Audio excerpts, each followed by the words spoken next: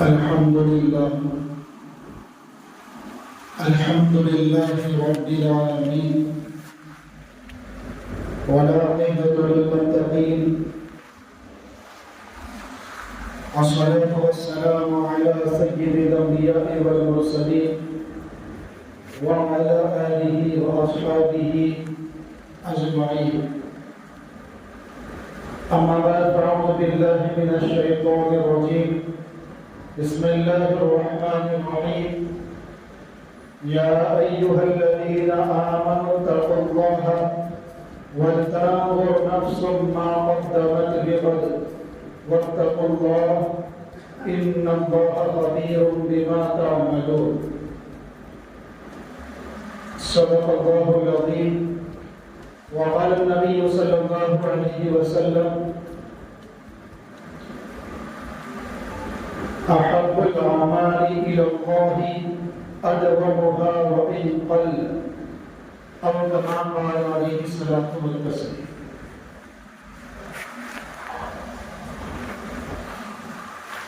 بزرگان محترم، عزیز دوستوں اور ساتھیوں،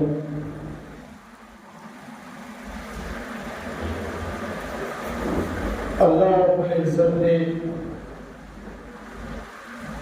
ہمیں بلکہ پوری کائنات کو ایک بابرکت انوارات سے بھرا ہوا، پر نور، پر رونق، رحمتوں کی فضاؤں میں بھرا ہوا، رحمتوں سے سرشار مہینہ عطا کیا تھا، اور وہ رمضان کا مہینہ جو گزر چکا ہے. اس گزرے ہوئے ماہ مبارک کے اندر ہم میں سے ہر ایک شخص نے بہت ساری کوششیں کی، بہت سارے جد و جہد کیے،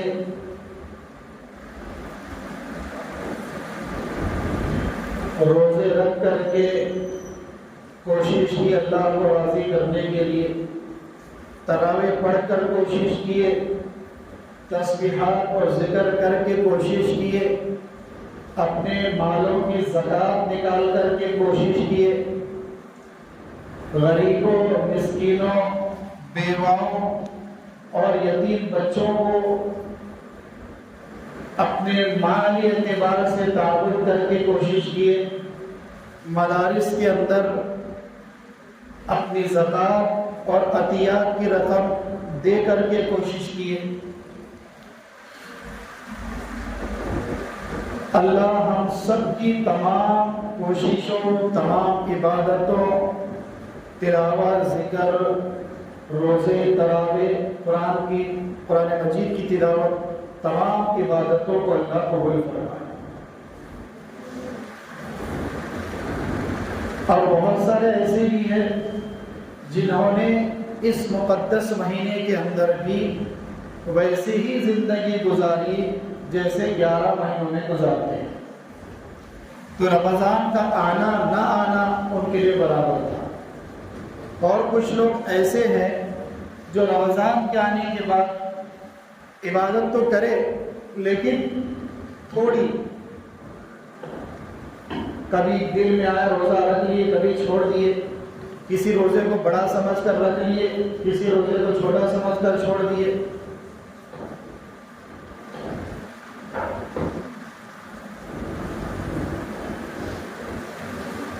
کبھی دل میں آئے تلاوت کر دیے، کبھی نہیں آئے نہیں کیے، کبھی تراویح کی نماز 8 رکعت پڑھ کر چلے گئے، کبھی 4 رکعت پڑھ کر چلے گئے، کبھی 12 رکعت پڑھ کر چلے گئے.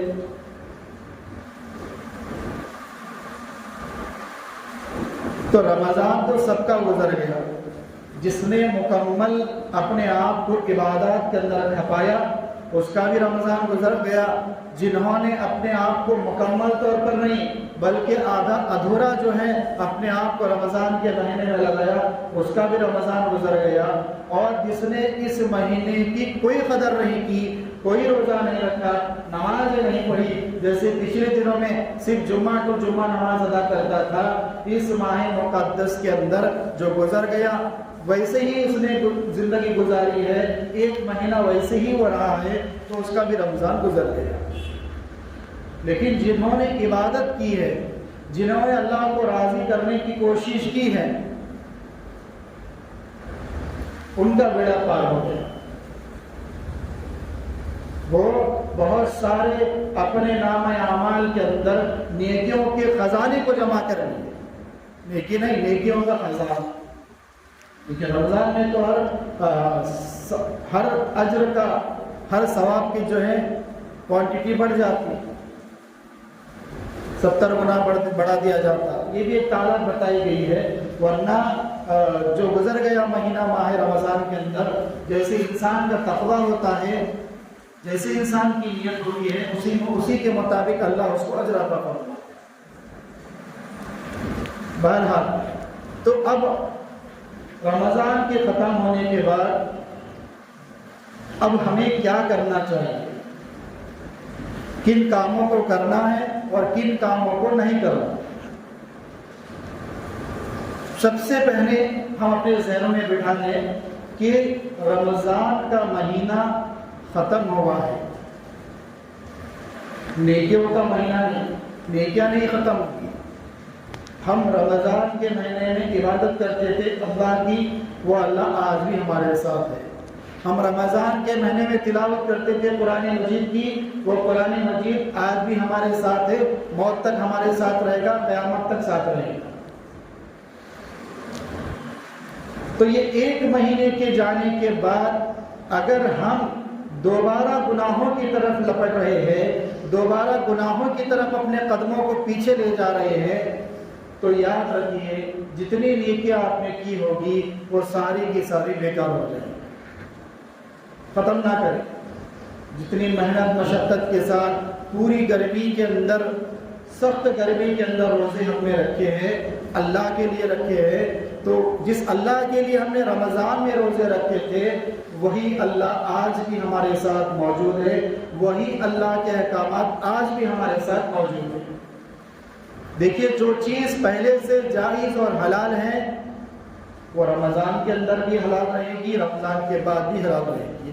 جو چیز حرام اور ناجائز ہے وہ رمضان کے اندر بھی ناجائز اور حرام رہے گی، رمضان کے بعد 11 مہینوں کے اندر بھی ناجائز اور حرام رہے گی۔ نمازوں کو چھوڑنا گناہ کبیرہ ہے، حرام کام ہے، ناجائز ہے، تو صرف رمضان میں نہیں بلکہ 11 مہینوں کے اندر نمازیں چھوڑیں گے سخت گناہ کے مرتکب ہوں گے۔ قرآن کو ہاتھ نہ لگانا، قرآن کو نہ چھونا، قرآن کو نہ پڑھنا، یہ گناہ ہے، گناہ کبیرہ ہے، بڑا گناہ ہے۔ صرف رمضان کے اندر نہیں، رمضان کے بعد بھی اگر آپ قرآن کو ہاتھ نہیں لگا رہے تو یاد رکھیے بہت بڑا گناہ ہم کر رہے ہیں۔ اسی طریقے سے روزے، نفل روزے رکھے ہیں، اللہ سال بھر میں جتنے رکھنے چاہو رکھ سکتے ہیں۔ ابھی شوال کا مہینہ شروع ہو، شوال کے 6 روزے رکھ لیے جائے تو یہ تو سلسلہ چلتا رہے گا۔ لیکن جو چیز پہلے سے ناجائز اور حرام ہے وہ ہمیشہ رہے گی۔ کسی مہینے کے آنے سے، کسی مہینے کے جانے سے کوئی چیز حلال سے حرام، حرام سے حلال نہیں ہو سکتی۔ تو نماز قضا کرنا، نمازوں کو چھوڑنا، یہ پہلے سے ہی ناجائز اور حرام کام ہے اور آخر تک رہے گا۔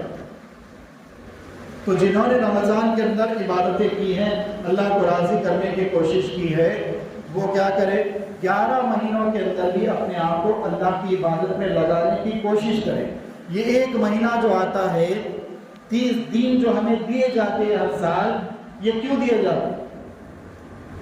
یہ اللہ تبارک و تعالی رمضان کے مہینے کے ذریعے سے ہماری تربیت کرنا چاہتے ہیں، ہمیں عبادت کرنے کی پریکٹس کروانا چاہتے ہیں کہ 1 مہینہ اگر میرا بندہ یا بندی صحیح عبادت کر لیں گے، صحیح طور پر عبادت کر لیں گے، تو آئندہ کے 11 مہینے وہ اسی طرح گزار سکیں۔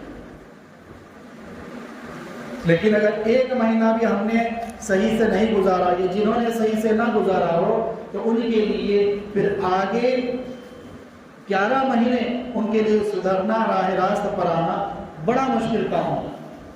کیونکہ جو ہمارا نفس ہے نا، نفس پہلے باریک معمولی سی دھاگے کی طرح تھا، اب یہ موٹا کیا ہے، سانپ اور اژدہے کی طرح بن گیا۔ تو اس کو اتنی آسانی سے ہم اپنے نفس کو نہیں بہکا سکتے۔ سب سے بہترین مہینہ، افضل مہینہ رمضان کا مہینہ ہے۔ اگر ہم نے اس ماہ مقدس کے اندر جو گزر گیا، اس ماہ مقدس کے اندر، رمضان کے اندر ہم نے اپنے نفس کو بہلایا نہیں، ہم نے اپنے نفس کو پھسلا کر عبادتوں کے اندر اپنے آپ کو نہیں لگایا، تو یقین کے ساتھ کہتا ہوں آئندہ 11 مہینے وہ انسان کبھی نہیں سدھر سکتا۔ کیونکہ رمضان کے اندر تو شیاطین قید کر دیے جاتے، جو سرکش ہوتے ہیں وہ قید ہو جاتے۔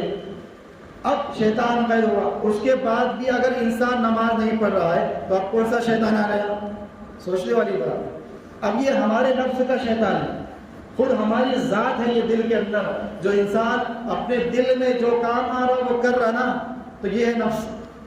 دل میں جو ہے وہ کر لیے، اس کو کہا جاتا ہے یہ نفس، یعنی خود اپنی ذات کی، یعنی جس کو کہتے ہیں من مانی زندگی اگر کوئی گزار رہا ہے اور رمضان کے اندر بھی ویسے ہی گزار دیا، تو کبھی وہ انسان راہ راست پر، سیدھے راستے پر نہیں چل سکتا، بہت مشکل ہوگا۔ رمضان کا مقدس مہینہ آتا ہے تربیت کے لیے، کہ انسان کی تربیت بنائی جائے گی 1 مہینے تک، جب 30 دن اس کے مکمل ہو جائیں گے عبادات کے اندر۔ اس لیے تو روزہ رکھا، کیونکہ انسان جب کھاتا پیتا ہے تو نفس کیا ہے، اندر موٹا ہو جاتا، تگڑا ہو جاتا، اور گناہوں کی طرف انسان کا شوق بڑھتا، کیونکہ جب پیٹ کے اندر کھانا ہوگا تو پھر اس کو گناہ کرنے کی کیا ہے، شوق پیدا ہوگا۔ اس لیے کہا کتابوں کے اندر لکھا ہے کہ اگر کسی انسان کے دل میں، کسی نوجوان کے دل کے اندر یہ جذبہ آ رہا ہے گناہ کرنے کا، زنا کا جذبہ آ رہا ہے، یا کسی بھی گناہ کے اندر ملوث ہونے کا جذبہ آ رہا ہے، تو اس کے لیے کہا گیا کہ وہ نفل روزہ رکھے۔ کیا کرے؟ نفل روزہ۔ اسے نکاح کے بارے میں کہا گیا حدیث پاک کے اندر، رسول اللہ صلی اللہ علیہ وسلم نے فرمایا تم میں سے جو طاقت رکھتا ہے نکاح پر، طاقت سے بڑا اپنا بھی اور اپنی بیوی کا بھی جو خرچہ سنبھالنے کی طاقت رکھ سکتا ہے تو وہ کیا کرے؟ نکاح کرے۔ اور اگر وہ طاقت نہیں رکھ سکتا اور اس کو ڈر ہے کہ میں گناہ میں مبتلا ہو جاؤں گا، تو آگے رسول اللہ صلی اللہ علیہ وسلم نے فرمایا تو وہ کیا کرے؟ روزہ۔ کتنے روزہ رکھنا ہے وہ اس کی اپنی کیفیت کے اوپر جاتا ہے۔ اگر زیادہ جو ہے شوق ہو رہا ہے، اندر سے جذبات جو گناہ کرنے کے ابھر رہے ہیں، تو ایسی صورت میں جب تک کہ وہ ٹھنڈے نہ ہو روزہ رکھتا ہے۔ اس لیے رمضان کے مہینے میں ہم جو روزہ رکھتے ہیں وہ بھوکے پیٹ اللہ عبادت کروانا چاہیے۔ ایک تو شیطان تو قید ہوا، لیکن دوسرا جو انسان کا نفس جو سب سے بڑا شیطان ہے، 40% وہ کام کرتا ہے، 60% ہم خود اپنے آپ کو گناہ میں ڈالتے ہیں۔ یاد رکھیے، سارا گناہ ہم اس کے اوپر نہ توپے، بلکہ 60% گناہ جو ہو رہے نا وہ ہمارے خود کی ذات سے ہو رہے ہیں۔ اسی لیے اللہ کیا کیے، 1 مہینہ رمضان کا رکھے تاکہ 30 دن تک میں اس کو بھوکا رکھوں گا۔ ایک شیطان تو مر گیا، دوسرا شیطان کمزور ہو جائے گا بھوک پیاس کی وجہ سے۔ جو نفس ہے نا وہ کمزور پڑ جائے گا، مرے گا نہیں، یہ مرے گا تو ہم بھی مر جائے گا، یہ مرنے والا نہیں، لیکن اس کو اللہ نے کمزور کرنے کے لیے کیا کہ روزہ رکھو۔ جب روزہ رکھیں گے تو یہ سب، ایک تو شیطان قید ہوا ہے، دوسرا شیطان کمزور پڑا۔ اب انسان کے دل کے اندر شوق پیدا ہوگا کہ میں نمازوں کو قضا کبھی نہیں کروں گا، نمازیں پوری پڑھوں گا، میں روزے پورے رکھوں گا۔ اب آپ نے غور کیا ہوگا، تجربہ کیا ہوگا، جیسے ہی افطار ہو جاتی ہے کیسے سستی چڑھتی ہے۔ افطاری ہوتے ہی انسان کے پورے جسم میں یہ کھانا ایک دم سے جا رہا ہے، پھل فروٹ ایک دم سے جا رہے، تو پھر کیا ہوتا؟ عشاء کی نماز پڑھنا بھی اس کے لیے مشکل ہو جاتا۔ تراویح کی 20 رکعت تو دور کی بات رہی، کیوں؟ اس سے جو کمزور پڑا تھا نفس، جیسے اس کو کھانا ملا فوراً اٹھ کے کھڑا ہو جاتا۔ اب تو کوئی شیطان نہیں، لیکن یہ شیطان زندہ ہو گیا، اب کہے گا کہ 20 رکعت مکمل پڑھنا ہے، اوپر سے 4 رکعت فرض پڑھنا، 3 رکعت وتر پڑھنا، 2 سنتیں پڑھنا۔ بڑا مشکل کام ہے، مول صاحب نہیں ہوتا ہمارے سے، یہ مول صاحبوں کے کام ہے پورے نماز پڑھنا، ہمارے کام نہیں۔ بھائی سب کے لیے عبادت ہے، ہر مسلمان کے اوپر عبادت کرنا فرض ہے، کوئی اس سے مستثنا نہیں، کسی کو الگ نہیں کیا گیا کہ چلو تمہارے اوپر معاف ہے تمہارے اوپر نہیں، ایسا سب کے ساتھ روزے فرض کیے سب مسلمانوں کے اوپر، تراویح واجب سنت موقع کر دی گئی سب کے اوپر، عید کی نماز واجب کر دی گئی سب کے اوپر، تو الگ بات ہے کہ بزرگ مسجد میں پڑھ لیں گے، جو اچھے خاصے حضرات وہ عیدگاہ میں پڑھے گی، لیکن سب کے اوپر ہے۔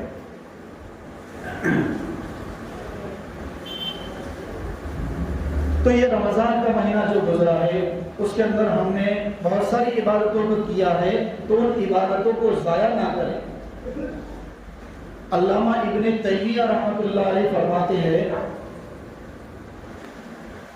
کہ رمضان کے مہینے میں جس کی عبادتیں قبول ہوئی ہے اللہ کے یہاں اور جس کی نہیں ہوئی اس کی علامت بتائیے، اس کی نشانی بتائیے۔ فرمایا علامہ ابن تیمیہ رحمۃ اللہ علیہ نے کہ جس کی عبادتیں رمضان کے مہینے میں قبول ہوئی ہوتی ہے تو اس کی نشانی یہ ہوتی ہے کہ وہ آئندہ کے 11 مہینے بھی عبادت میں لگا رہتا ہے، اور جس کی عبادتیں اللہ کے یہاں قبول نہیں ہوئی ہوتی تو اس کی نشانی یہ ہے کہ رمضان ختم ہوتے ہی عید کے دن سے اس کے گناہوں کے اقدامات شروع ہو جاتے ہیں۔ عید کے دن سے شروع کر دیتا وہ گناہ کرتے، ابھی 1 مہینے تک جو ہے موبائل کو سنبھال کر رکھا تھا، اب جیسے ہی عید کا چاند دکھا، چاند رات سے ہی شروع موبائل کے اندر جو ہے غلط سلط چیزیں دیکھنا، فحش دیکھنا، فحش چیزیں دیکھنا، یہ ساری چیزیں شروع کر دے، تو گویا کہ اس کی 1 مہینہ، اور ایسے لوگ 1 مہینہ رکھتے بھی نہیں ہیں، میرا دیکھا ہو جاتا ہے ایسے لوگ جس کو گناہوں کی لت لگی ہوتی ہے ان کے لیے روزہ رکھنا دشوار ہو جاتا ہے، بہت زیادہ مشکل۔ تو اس لیے ہم کیا کریں، آئندہ 11 مہینے بھی خوب عبادتوں کے اندر لیں۔ نماز ہمارے کوئی قضا نہ ہو، نماز کوئی قضا نہ ہو۔ یہاں تو ماشاءاللہ فجر میں سبھی لوگ آئے ہوں گے، لیکن میں نے شاوات کے اندر دیکھا عید کے دن جو ہے آدھی مسجد ہو گئی تھی عید کے دن فجر کی نماز کے اندر، اور آج عید کے بعد پہلا دن تھا، تو جو پہلے حالت تھی رمضان سے پہلے وہی کنڈیشن آ کے رک گئی۔ تو ہم صرف رمضانی مسلمان نہ بنے، مسلمان ہم آخری دم تک کے لیے مسلمان بنے۔ نماز ہم پڑھے صرف رمضان کے تک نہیں، یہ کوئی حج کا موسم نہیں کہ چلو اتنے دن کر لیے آپ کہاں جو گیا آپ جا سکتے ہیں، کوئی چھٹی نہیں ہے اس کے اندر، کوئی چھٹی نہیں۔ عبادت کے اندر کسی کو کوئی چھٹی نہیں ہوتی، بلکہ سب کو عبادت کرنا ہے، موت تک کرنا ہے۔ قرآن ہم پڑھیں گے، موت تک پڑھیں گے۔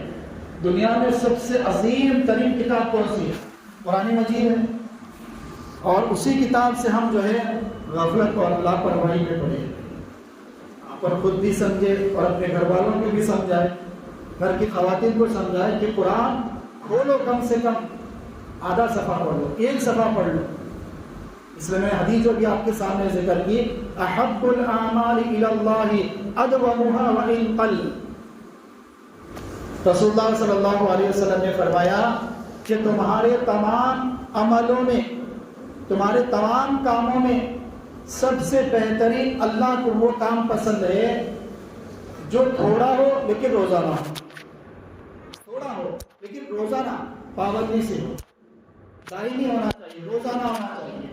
آپ ایک قرآن مجید 30 دن میں ختم کر لیے، 15 دن میں ختم کر لیے، بہت اچھی بات ہے، اللہ آپ کے پڑھنے کو قبول فرمائے، لیکن اس کے بعد 11 مہینوں تک ہاتھ نہیں لگا رہے، یہ اللہ کو پسند ہے۔ آپ 1 پیج پڑھیے، آدھا پارہ پڑھیے، اور پارہ پڑھیے، اتنا بھی نہیں پڑھ سکتے، کم سے کم آدھا صفحہ پڑھیے، لیکن روزانہ ماحول کے ساتھ۔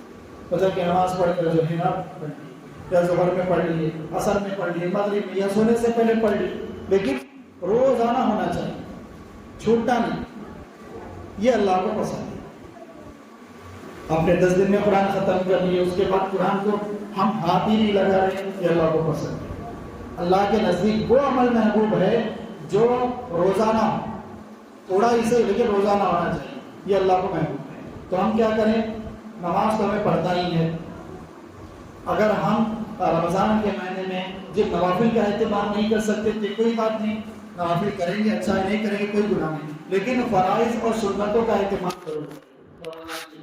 قرآن ہم رمضان کے مہینے میں ایک پارہ پڑھ رہے تھے یا کوئی ایک آدھا پارہ پڑھ رہا تھا، کم کرے لیکن روزانہ کرے، تو انشاءاللہ ہم اپنے آپ کے اندر کسی کے پر غور نہیں کرنا، کسی کے ساتھ میں دیکھنا نہیں کہ وہ رمضان کے بعد بھی عبادت کر رہے کہ نہیں کر رہے، میں عبادت کر رہا ہوں یا نہیں کر رہا ہوں یہ مجھے دیکھنا ہے۔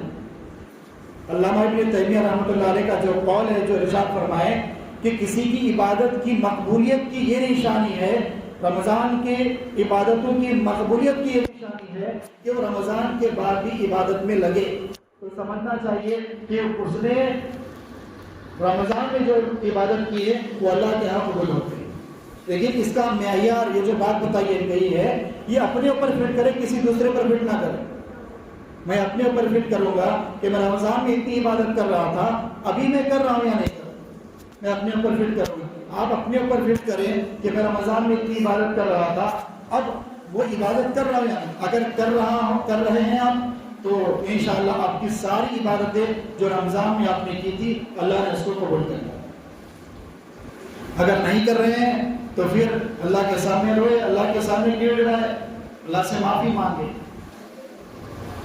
اس سے فرمایا کہ عربی کے الفاظ ہے، اس کا ترجمہ بتا دیتا ہوں۔ اس کا ترجمہ یہ ہے کہ جو رمضان کے مہینے کی عبادت کرتا تھا، جو انسان رمضان کے مہینے کی عبادت کرتا تھا وہ جان لے کہ رمضان کا مہینہ ختم ہو گیا، اور جو اللہ کی عبادت کرتا ہے وہ جان لے کہ اللہ آج بھی ہے اور آخر تک ہے۔ جیسے رسول اللہ صلی اللہ علیہ وسلم کا جب وصال ہوا، انتقال ہوا، تو سارے صحابہ جوش میں آ گئے، سارے صحابہ بے قرار ہو گئے، بے چین ہو گئے، سمجھ میں نہیں آ رہا تھا کیا کرے کیا نہ کرے۔ حضرت عمر رضی اللہ تعالیٰ عنہ تلوار کو جو ہے میان سے نکالے اور کہنے لگے کہ اگر کوئی یہ کہے گا کہ محمد رسول اللہ صلی اللہ علیہ وسلم کا انتقال ہو گیا تو میں اس کی گردن اڑا دوں گا۔